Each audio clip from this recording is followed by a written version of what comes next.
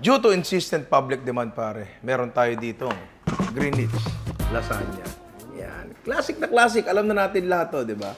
Hindi ko alam kung ako lang ba. Lumiit ba siya? Okay lang naman yun. Basta importante masarap. Masarap to eh. Medyo matagal na ako nung huling nakakain nito. Pero syempre, kailangan nating i-remind yung sarili natin kasi gagayahin natin to, pare. Or at least, susubukan natin lumapit doon. Bilangin muna natin ilang layers niya. 1, 2, 3. 3 layers lang pala to. Tapos, visual inspection. Nakikita natin na, tinan yung taas niya. Meron tong keso at meron ding bechamel. Tapos, syempre, tomato sauce. Yung karni niya, medyo malalaki yung hiwa. Parang hindi siya binake, pre. Alam mo yun eh, kapag ang lasagna binake, ano yun eh, medyo mas solid siya. Ito medyo loose ng konti, di ba?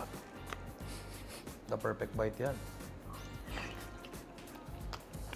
Sarap. Okay sa akin to. Sarap siya. Medyo malalaki yung chunks nung karne niya. Tapos, yung lasa ng sauce niya, parang hindi naman striking. Alam mo yun, hindi siya sobrang asim, hindi rin siya sobrang tamis. Para siyang very inoffensive na tomato sauce. Tapos may parsley sa taas. I think this is dried parsley. Kung mapapansin nyo dito, hindi katulad ng mga usong-uso ngayon na mga lasagna. Ito ay walang kulot, pare. Tignan mo iyan. Oo, ayan o. Wala siyang kulot, di ba? Importante yan. Subukan natin gawin to and feeling ko, magiging madali lang to para sa atin. Susubukan natin lumapit doon sa lasa niya talaga. So, ano ba ang kailangan natin gawin? Magtanggal sapatos. Kok! Ay! Taka lang! To, may keso sa bawat layer.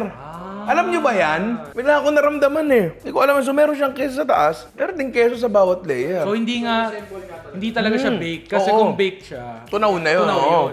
Tsaka teka lang, may garlic bread na kasama to, di ba? Ito yung garlic bread. Kasi, sorry. Kinagatan mo ba? Garlic bread niya, kitang-kita mo. Lumiit talaga. Lumiit talaga. Pero kinagat kasi ni George yan. Kita mo yung loob maputi, madilaw yung labas. So may butter o margarine to. May amoy naman siyang garlic, pero yung amoy ng garlic niya. Amoy ni George. Hindi.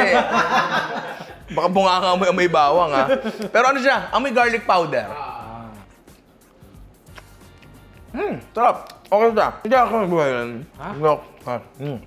Parang margarine yung gamit. Malasa eh. Malasa. Iba lasa ng butter sa margarine eh, di ba? Yung garlic powder niya, andon. Yung tinapay niya, sa pagdating naman kayo sa tinapay, hindi ko na kayo pagagawin ng tinapay. Kung ano lang tinapay na meron kayo dyan. Pero papakita ko sa inyo yung gagawin namin dito. Pero wala nang ibang lasang nandun. Talagang siguro garlic powder lang, tsaka margarine, di ba? Madali lang, di ba? So with that said, simulan na natin to. Hindi ko alam kung anong karne yung ginamit nila doon. I-assume ko na beef siya, di ba? Pero kasi, para sa akin medyo bitin pag lasa lang ng beef. Kasi para sa akin lang din naman, malasa talaga ang baboy, pare. So ito ang gagamitin natin dyan. May naghahalong beef tsaka pork. Pork namin, palengke style yan, tira mo. Yan, yung malalaki yung giling niya. And tingin ko, ito yung pinakamaganda. Yung beef namin, ito siya, pre. Grocery style. Medyo hindi ko gaanong trip tong bagay na to. Actually, etong particular lang na giling na to, parang feeling ko magiging parang ano siya eh. Hindi siya malalaking chunks. Parang halos paste na siya, di ba? So, ang gagawin ko, 75% pork at 25% beef. So, lagay na natin yan dito. Galing mo sa mat. Oh. Kaya take for akong business mat eh. So, kalahating kilo ng pork, tapos 25 grams ng beef. Ito kasi kalahating kilo to, so inassume ko na lang. Kalahati. So, mantika. Alam naman natin, yung mga paborito natin sa mga fast food, hindi naman perfecto yan. Di ba? Masarap yan. Meron tayong mga gustong baguhin ng konti dyan. Hindi naman baguhin, kundi i-improve ng konti. Bakit? Kapag yung Greenwich lasagna, dumami yung karne, hindi na masarap. Mas masarap yun. Tama. Di ba? And I think makakatch pa rin naman nun yung yung essence nung dish na yun, di ba? Ngayon, honestly, wala akong nakitang sibuyas doon. Huwag natin igisa. Process natin. Kasi wala akong alam mo, sa spaghetti sauce, kita mo yung mga sibuyas eh, di ba? Diyan wala akong nakita eh. So, i-process natin yan. Posibleng onion powder yung ginamit nila. Onion powder tsaka garlic powder. Sige nga. Ganun nga gamitin natin. Ang onion powder kasi namin, sa rep nakalagay, kasi yung onion powder namin dito, nagbuo-buo. Oo, ganun na. Sakit talaga ng onion powder yan, pre. Kami onion granules na nga yung ginamit namin, no? Wala, pre. Tingas pa sa bungo ni Ian yan, di ba? So, as in, para magtubig, isa lang natin. Yan, may konti na siyang browning. Kita nyo naman, hindi naman sobrang tostado yung karne doon, di ba? Tapos, kung papansin nyo, medyo single layer lang talaga yung sauce. Hindi masyadong makapal, di ba? Kaya ako nasabing parang hindi siya binake eh. So, medyo dinudurog-durog ko yung giniling natin dito. So, lagyan na natin onion powder na again, sa rep po nakalagay. Pero nagbubuo-buo pa rin siya. Pero mababasag ba yan? Nababasag naman siya. Dagdagan natin ng onion powder kasi medyo manamis-namis yung sauce niya. Make sure lang na madurog niyo yung onion powder. Baka po siya mamaya may buong onion powder. Uy, karne. Tapos, garlic powder. Tapos, tomato sauce. Pwede rin naman tomato paste, tapos tutubigan nyo, wala namang problema doon. Teka, may tomato paste ba tayo doon? Yun yung problema, laki ng tomato sauce namin hindi naman namin gagamitin lahat, di ba? Kasi, kung napansin nyo, hindi rin naman ganun kakapal talaga yung sauce niya. So, medyo siya, medyo matubig siya. Para siyang karne na basa lang. Parang ganun, di ba? Sige, yung maliit, bato mo sa akin. Mali bato mo. Tama yung sa lukot.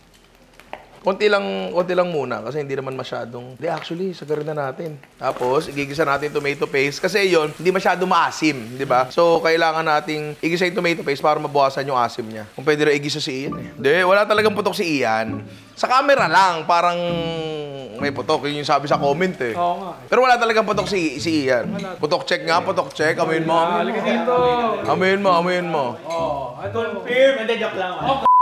Tubig, par. Siyempre, ano pa ba ilalagay natin doon, di ba? Naamoy ko yung onion powder at garlic powder. Para karoon na rin ng naggisa, di ba? Tutusin, pag talaga tinatamad ka, baka pwede yan. Ang gusto kong makuha dito is yung kulay. Kasi yung kulay ng tomato sauce nila, medyo maputla, di ba? Ayan. Tapos, I assume, medyo matubig yung sauce talaga nila. I assume na medyo ganun siya. Actually, medyo ganyan yung kulay nun, no? So, pakuluin lang natin to, tapos isimmer natin. Ngayon, kapag gumagawa ka kasi ng totoong lasagna, hilaw mo nilalagay yung pasta. Pwede rin naman luto, wala namang problema doon. Pero, pag nilagay mo siya ng hilaw, maluluto na siya doon sa tubig ng sauce. Maluluto na yan, promise yan. Ginawa na natin lang beses dito sa channel na to Pero, doon, dahil hindi nga natin binake, lulutuin natin yung pasta, di ba? So, kumukulo na pala tong sauce natin, simmer lang natin yan. Tubig. Ay, sorry. Asin. Tapos, since ang pasta nga natin ay dapat hindi kulot-kulot, eto siya. Delikado nga itong pasta na to Baril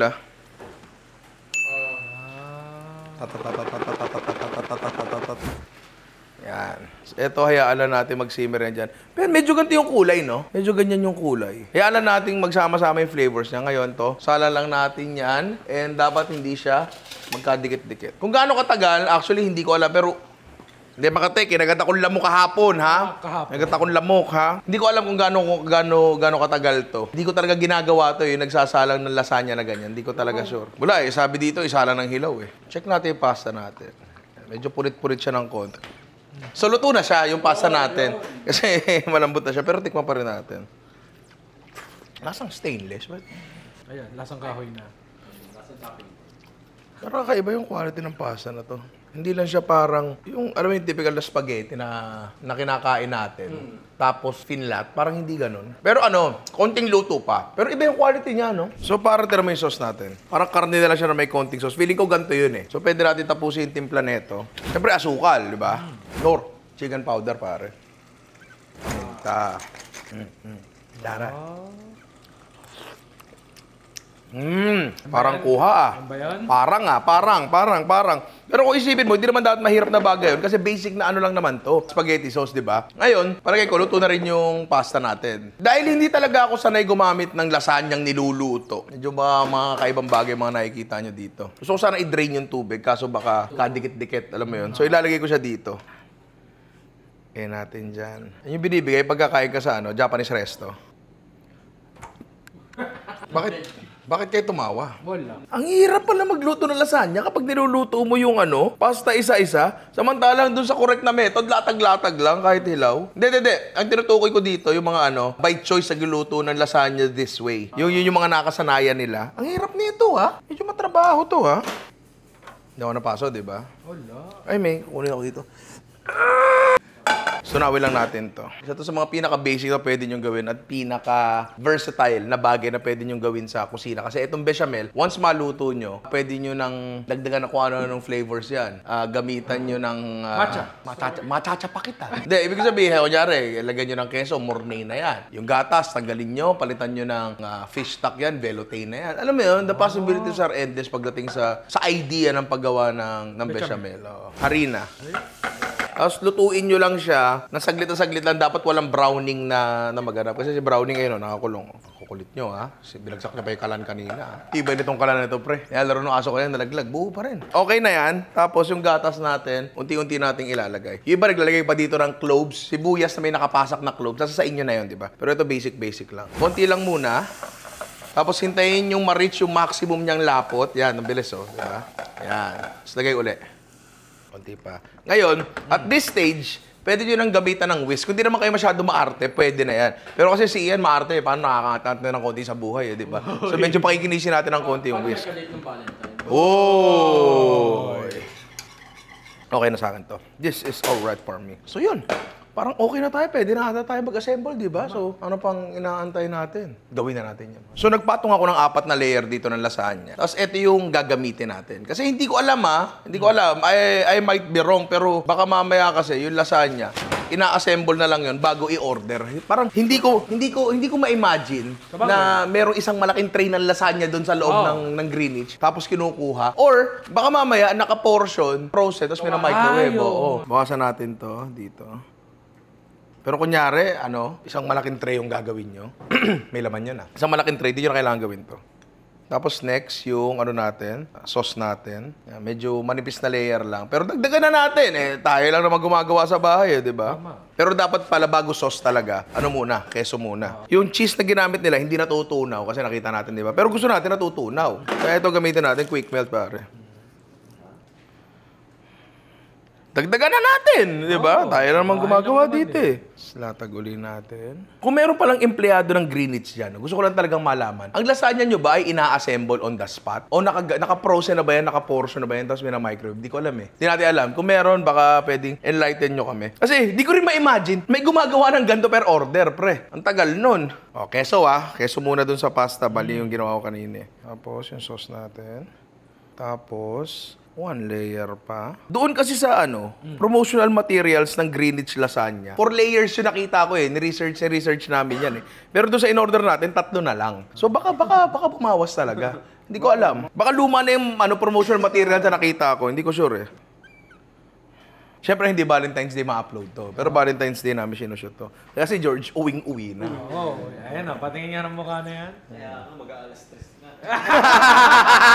Since ginawa na rin naman nating 4, yung ating Greenwich lasagna, na hindi naman talaga na siya 4 ngayon, bakit hindi na natin sagarin? Taasan pa natin, di ba? Total nito ay pang 5 layer na. Ang kapos yung ginawa. Yan. Tapos, may bloke-bloke ng keso sa taas yun di ba? So, ito gagawin natin. Bloke dyan. Gawin natin dyan, ganyan. Tapos, hindi tostado yung keso doon. So, palagay ko, microwave lang yun. So, George, paki-microwave nga ito ng 1 minuto. Para, ito na, Ganyan yun di ba? Kulang na lang nung ating dried parsley. Ayan, pare. Ganyan yun, di ba? Ganyan yun. And that's it. Eto, wait lang.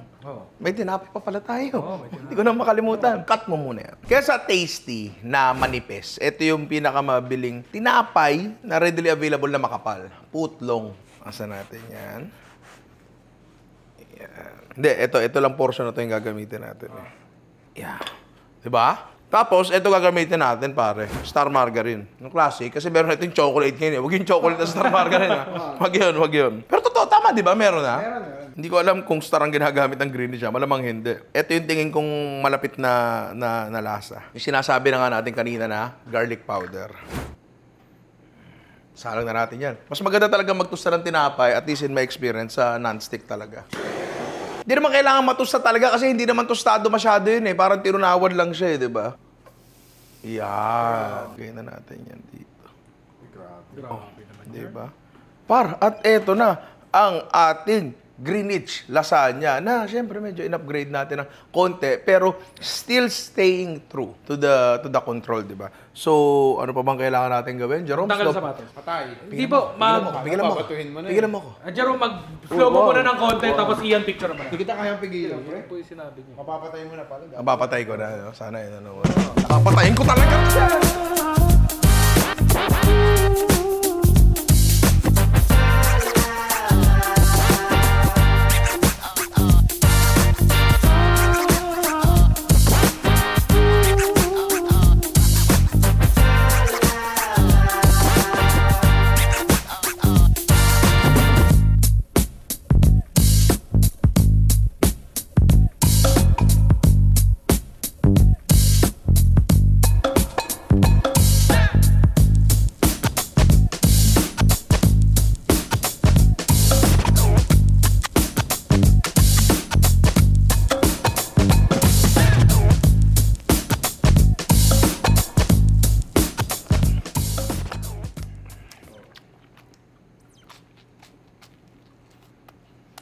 Bakit tinapay lang in-offer? Lasagna din. Titikman mo. Maalat yung tinapay. Maalat, hindi naman sobrang dialysis. Ang dami nung nilagay kong margarine ng kapal. Maalat yung margarine. I mean, may alat siya, di ba? Oh, pero ako, okay siya sa akin. Bagay siya dun sa bechamel. Kaya kung gusto nyo hindi masyado maalat, ipasan yung margarine. Ganoon lang naman kasimple, di ba? Pero eto lasagna natin, hindi ko pa rin nakuha yung full experience, so may naiwan layer. Kompleto na. Pero tingnan nyo yung lasagna natin para sa butas. Kitang-kita yung layers niya, di ba? So kahit pala, inassemble mo lang siya before kainin, mabubuo naman siya, di ba? Ngayon, ang tanong, malapit ba siya dito sa Greenwich lasagna? Ito kasi yan eh. Yung Greenwich lasagna, pre, wala siyang masyadong kakaibang flavors. Kamatis, karne, keso, bechamel. Yun lang talaga yung malalasahan mo sa kanya. So dahil doon, dahil basic siya, at kaya sa masarap, pre, dahil basic siya eh. Yun eh. Yan yung dahilan, pre, kung bakit masarap ang pritong itlog eh. Alam mo yun? Lugaw. Basic lang, hindi masyadong komplikado. Dahil nga sobrang basic niya, ang dali niyang pihit-pihitin ng flavors. Parang adobo yan eh. Ang adobo, ang daling pihitin ng flavors. Kahit hindi ka magdagdag na ingredients, same variables lang, baguhin mo lang ng konti yung ratio, mag-iiba na matindi ang lasa ng adobo, di ba? Ganon din dito kasi nga basic siya. Ngayon, etong ginawa natin, while yes, pinilit kong maging totoo dito, natin, in-improve natin siya ng konti. Dinagdagan natin ng karne, dinagdagan natin ng layers. And kapag ganun pala yung ginawa mo, kasi pre, ganito yan eh. Ang lasagna ay isang buong dish. So kapag sinubo mo siya, yung 3 layers versus 6 na layers, ang layo niya. Mas marami kang naisusubong karne, mas marami kang keso na isusubo. So technically, andun pa rin siya, pero medyo malayo ng konti in the sense na ang kapal niya. Para patunayan, kukuha ko 3 layers lang. So pag 3 layers lang pala yung kinuha ko, technically, 2 lang yung layers ng karne. Tama, di ba? Take 4 business matuboy. Tsaka take 2 ng PE2. Anong PE pa binagsak mo, pre? Table tennis. Hindi, absences yun. Lahat ng bagsak ko, pre, absences din. Di ba, Paro. 3 layers lang yan. Tingnan natin kung medyo mas malapit ng konti. May binata dito. May gwapong binatang dumating. Hindi ikaw! Mas malapit siya. Alam mo kung anong malayo dito? Malayo yung lasa ng garlic bread. Malayo yung lasa ng garlic bread talaga. Malinam na masyado, dahil masyado margarine. Kasi kung titignan mo to, parang pinahiran lang ng konti. Pero eto, lasagna natin, para sa akin, tagumpay to. Kahit hindi nyo i-claim na yan ay Greenwich lasagna, i-claim nyo lang siya as, kunyari, ang pangalan mo ay Michael. Ano yan? Michael's lasagna. Pasok na rin eh. Pasok na rin eh, di ba? Sobrang basic nga nito. Hindi nga tayo nag-iwa ng sibuyas bawang dito eh. Wala, di ba? So pwede nyo pang i-improve to sa sarili nyo pamamaraan. Siguro kasi ito, magbibigay ako ng score. Gaano tayo kalapit? Siguro nakuha natin 80% nakuha. Medyo mababa yun. Nag-ano ko masyado, kinapalan ko. Sinubukan kong i-one up eh. Dapat hindi ganun eh. Dapat nag-ano ko sa original. Kaso kasi, parang hindi naman ako masaya na 3 layers na yung lasagna. Unless yung sauce ko ganyan kakapal. Alam mo yun, di ba? Pero magandang recipe to. Pwede nyo i-claim na Greenwich lasagna. Lalo kapag nakalagay dito. Pag nakalagay dito, parmatic yan. Greenwich lasagna. Lalo kung kakain kayo doon, dine in, tapos iuwi nyo yung bowl. Lalong ganun. Bili namin yan, pero wag niyong gagawin yun wag niyong gagawin yun, baka di na kayo makabalik, di ba? Anyway, maraming salamat sa panood mga inaanak. Sana nag-enjoy kayo kasi ako, nag-enjoy talaga kasi ang sarap nito. Teka lang, wala pa pala akong pinapatikim. Hindi mo natikman yung control. Eto, anong masasabi mo to as a lasagna, hindi as Greenwich lasagna? Okay naman siya, medyo lang sa akin. Masyado maraming sauce? Matapang lang yung karne. So, yung karne, masyado marami. Sa bagay, dito kasi ang konti rin ng karne. Mas malasa to. Mas malasa? Mas malasa to. Medyo na overpower lang. Okay. Mas malasa to, pero... Okay, nag-agree ako sa'yo dyan. This is a lesson in restraint. Yun siguro yun. Hindi porkit marami kang sauce, ilagay mo lahat. Hindi porkit gusto mong, ay, dapat mas special yung dish ko, dagdagan mo ng karne o dagdagan mo ng mamahaling ingredients. Hindi laging ganon. Ito yung sinasabi sa akin dati ni Asyo na madugas ka magluto kasi lagi maraming protina, maraming hipon, maraming bacon. Etong Greenwich lasagna, hindi masyado marami yung karne niya. At, ngayon ko lang nakita to. May mushroom pala. May mushroom pala. Kanina na-discover namin na mayroong layers, na mayroong layer ng keso sa ilalim. Oo, sa bawat meron pala siya. Tapos hindi tunaw. Tapos nga ko na nakita na may mushroom pala. Hindi natin nakita yun. Baka yung batch na yung kanayan, baka di talaga ng mushroom.